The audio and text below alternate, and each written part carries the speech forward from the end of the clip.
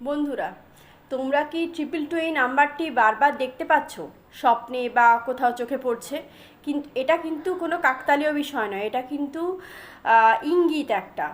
Angeles কিন্তু এই নাম্বারগুলির মাধ্যমে ইঙ্গিত দেয় যে তোমাদের লাইফে কোনো রকম প্রবলেম আসতে চলেছে, না কোনো রকম গাইডেন্সে তোমাদের দরকার। তো চলো দেখে নিই যে ট্যারট কি বলছে। 3 অফ সর্টস এসছে বন্ধুরা।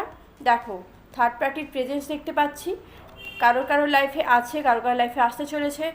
6 অফ কাপস এসছে, অর্থাৎ কমিউনিকেশন গ্যাপ রয়েছে তোমাদের লাইফে, সেই কারণেই থার্ড পার্টির প্রেজেন্স কিন্তু আসছে।